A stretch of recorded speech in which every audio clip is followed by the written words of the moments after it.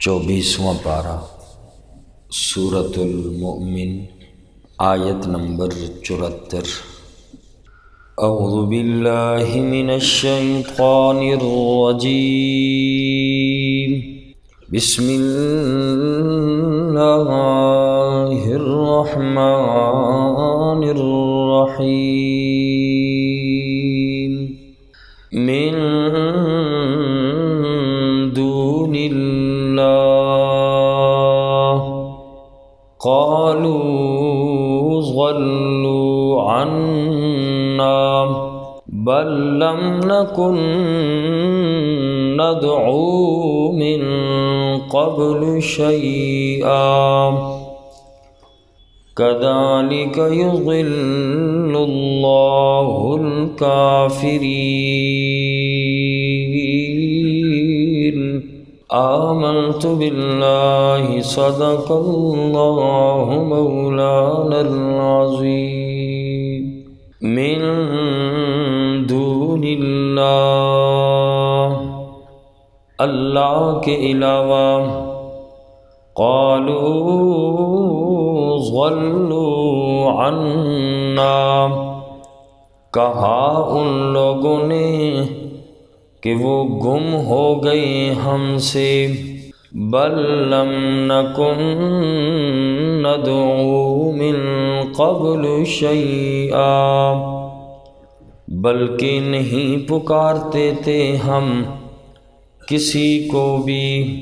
کذالک یضل اللہ الکافرین، اسی طرح اللہ گمراہ کرتے ہیں کافروں کو۔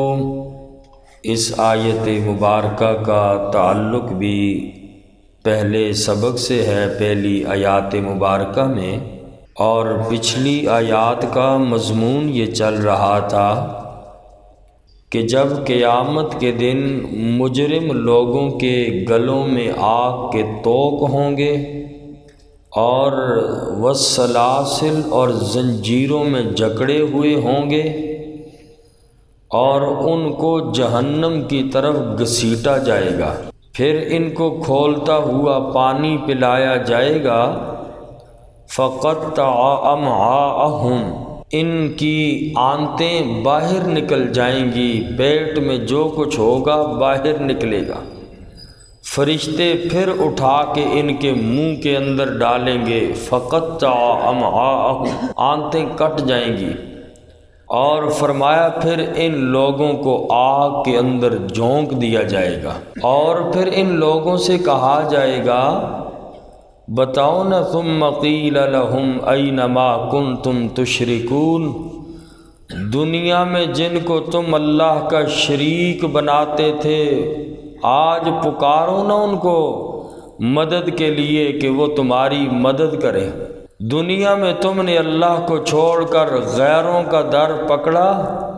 این ما کنتم تشرکون، بلاؤ آج ان کو وہ تمہاری مدد کرے، من دون اللہ، اللہ کے علاوہ، جن کو دنیا میں حاجت روا سمجھتے تھے، مشکل کشا سمجھتے تھے، بلاؤ آج ان کو۔ مجرم لوگ آگے سے جواب کیا دیں گے؟ قالوا ضلوا عنا، مجرم کہیں گے اللہ ہمارے وہ جہلی معبود آج ہم سے گم ہو چکے ہیں، بلکہ کہیں گے کہ اللہ ہم نے تو کسی کو آپ کے علاوہ پکارا ہی نہیں ہے، ہم نے کہاں پکارا ہے، اور منکر ہو جائیں گے۔ بل لم نکن ندعو من قبل شیئا، کہیں گے ہم تو کسی کو نہیں پکارتے تھے، اور پھر اپنی غلطی کا بھی اقرار کریں گے کہ ہم نے بلا وجہ ان کو اپنا سفارشی بنایا، ان کو ہم نے مختار سمجھا، اور ہم تو امید یہ رکھتے تھے کہ یہ مشکل وقت میں ہمیں چھڑائیں گے، مگر آج تو وہ نظر ہی نہیں آ رہے، کہیں ہمارے کسی کام آ ہی نہیں سکتے۔ اس وقت وہ لوگ افسوس کریں گے، اپنی غلطی کا اعتراف کریں گے، لیکن اس وقت غلطی کا اعتراف کا کوئی فائدہ نہیں۔ آج دنیا ہے، سمجھ لو، عقل سے کام لے لو، قیامت کے دن رب کی عدالت میں کوئی بھی بہانہ نہیں چلے گا کہ ربا مجھے تو اس نے گمراہ کیا تھا، اللہ میں تو اس کے پیچھے چلا تھا، میرا فلاں بڑا تھا۔ اللہ فرمائیں گے اس کو تو چھوڑو، میں نے تجھے عقل دی تھی، عقل سے تو کام لیتا۔ اس لیے آج ہی سوچنے کا وقت ہے، جب تک آنکھ بند نہیں ہوئی سوچ لو اپنے عقائد کے بارے میں، اپنے بارے میں رب کا قرآن کیا کہتا ہے۔ اور یہ قرآن ہے ہی میرے اور آپ کے لیے ہدایت کا سماں، آنکھیں کھولنے والی کتاب ہے۔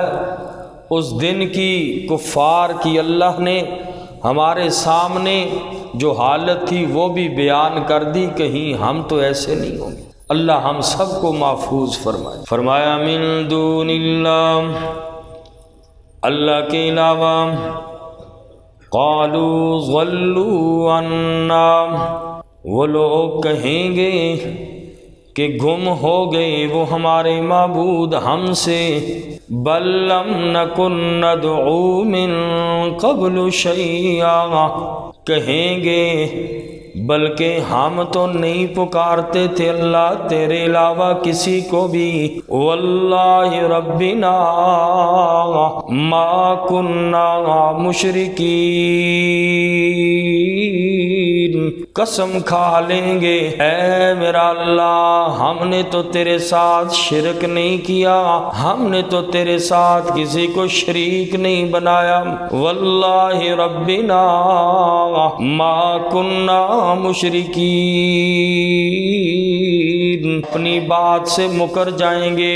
اللہ فرماتے ہیں کذالک یضل اللہ الکافرین، اسی طرح اللہ دنیا میں کافر لوگوں کو گمراہ کرتا ہے، ان کی ضد اور ہٹ درمی کی وجہ سے اللہ نے ان کافروں کو دنیا میں گمراہ کر دیا۔ ذالکم بما کنتم، یہ بدلہ ہے اس کا، کنتم تفرحون فی الارض، کہ تم خوش ہوتے تھے زمین میں، بغیر الحق، نہ حق، وبما کنتم تمرحون، اور یہ بدلہ ہے اس کا جو تم اکڑ دکھاتے تھے۔ اللہ فرماتے ہیں آج قیامت والے دن ان مجرموں کے گردنوں میں اللہ توق ڈالیں گے آگ کا، پاؤں میں ان کی بیڑیاں ہوں گی، اس وجہ سے یہ ساری چیزیں ہوں گی۔ فرمایا اے کافرو تم نے دنیا میں نہ حق خوشیاں مناتے تھے، کفر پہ تم خوش ہوتے تھے، اللہ کی توحید والی بات ہوتی تم ناراض ہوتے تھے، شرک والی بات ہوتی نعرے لگاتے تھے، اللہ کی توحید والی بات ہوتی تمہیں اچھی نہ لگتی۔ تفرحون فی الارض بغیر الحق، تم دنیا میں نہ حق خوشیاں مناتے تھے، کفر پہ تم نے خوشیاں منائی، شرک پہ تم نے خوشیاں منائی، ناچ گانے پہ تم نے خوشیاں منائی۔ فرمایا یہ سزا اس وجہ سے بھی ہوگی تمہیں اپنے کفر پر بھی گھمنڈ تھا، تکبر بھی کرتے تھے، اکڑ بھی دکھاتے تھے۔ اللہ فرمائیں گے قیامت کے دن ان لوگوں کے لیے حکم ہوگا، اگلی آیت میں فرمایا ادخلوا ابواب جہنم، تم داخل ہو جاؤ جہنم کے دروازوں سے، خالدین فیہا، ہمیشہ رہنے والے ہوں گے اس جہنم میں، فبئس مثوی المتکبرین، پس برا ٹھکانہ ہے تکبر کرنے والوں کے لیے، اکڑ دکھانے والوں کے لیے۔ اللہ فرماتے ہیں جہنم میں، اور جہنم جس بندے کا ٹھکانہ ہو گیا، فبئس مثوی المتکبرین، اللہ فرماتے ہیں بہت ہی برا ٹھکانہ ہے اکڑ دکھانے والوں کے لیے، تکبر کرنے والوں کے لیے، اپنے آپ کو سب کچھ سمجھنے والے کے لیے، دوسرے لوگوں کو حقیر سمجھنا یہی تکبر ہے۔ اور فرمایا اگلی آیت میں تسلی دی پاک پیغمبر محمد الرسول اللہ صلی اللہ علیہ وسلم کو، ایمان والوں کو بھی اللہ نے تسلی دی، فرمایا فاصبر، اے میرا پاک پیغمبر آپ صبر کیجئے، ان وعد اللہ حق، بے شک اللہ کریم کا وعدہ سچا ہے، فإما نری نُرِيَنَّكَ، پس اگر ہم آپ کو دکھا دیں بعض وہ چیزیں نعدہم کہ ہم نے ان سے وعدہ کرتے ہیں، او نتوفینک یا ہم آپ کو وفات دے دیں، فإلینا یرجعون، پس ہماری طرف ہی لٹائے جائیں گے۔ اس آیت مبارکہ میں نبی کریم صلی اللہ علیہ وسلم کو اور ایمان والوں کو اللہ کریم نے تسلی دی۔ مشرکین دو طرح سے رسول اللہ صلی اللہ علیہ وسلم پر حملہ کرتے تھے۔ ایک تو آقا علیہ الصلوۃ والسلام کی ذات کو نشانہ بناتے تھے، اور دوسرا اللہ کے پاک پیغمبر کے مشن کو۔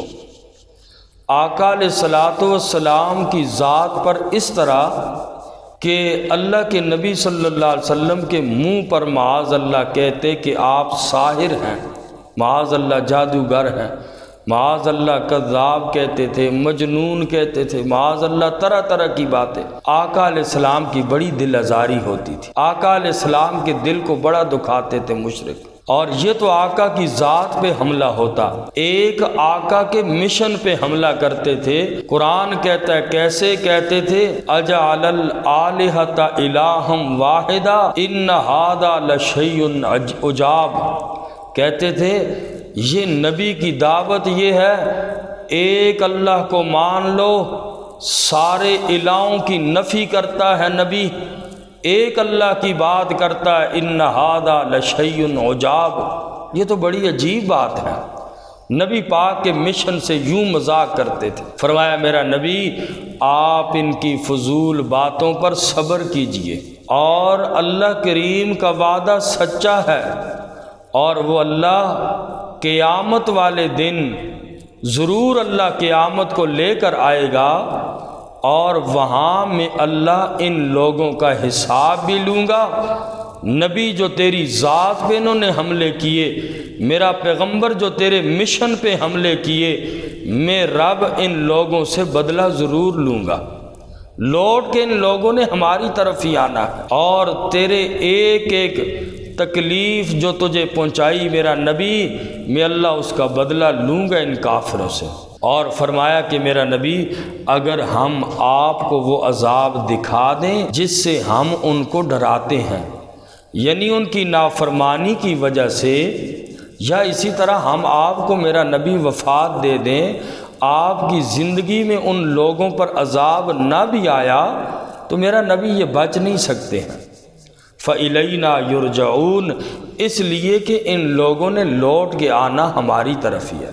میں ایک ایک تکلیف کا، ایک ایک اظہار رسانی کا ان کافروں سے بدلہ نبی تیرے بارے میں لوں گا، یہ بچ کبھی بھی نہیں سکتے۔ پہلے تو میں دنیا میں دوں گا ان کو، اگر دنیا میں عذاب نہ بھی آیا تیری زندگی میں میرا نبی، نتوفینک، اگر ہم نے آپ کو وفات بھی دے دی اور آپ دنیا سے چلے بھی گئے، آئیں گے یہ سارے لوگ فإلینا یرجعون، ہمارے پاس لوٹ کے آئیں گے، اور میں اللہ ان لوگوں کو وہیں سزا دوں گا۔ تو آج کی آیات مبارکہ کا خلاصہ یہ ہوا کہ پہلی آیات میں یہ بیان فرمایا کہ دنیا میں جن لوگوں نے رب کے در کو چھوڑ کر غیروں کا در کھٹکھٹایا، عبادت اللہ کا حق ہے، عبادت کی جو بھی قسم ہے رب کا حق ہے، چاہے وہ بدنی عبادت ہے، مالی عبادت ہے، زبانی عبادت ہے، نظر و نیاز ہے، منت منوت ہے، یہ ساری عبادت ہے، اور عبادت کا حق صرف اللہ کا ہے۔ اگر کسی اور کے آگے انسان اپنی پیشانی جھکائے، یہ غیر کا سجدہ ہے، چاہے وہ جتنا ادب ہی کے لیے کیوں نہ جھکے، جھکنا ناجائز ہے۔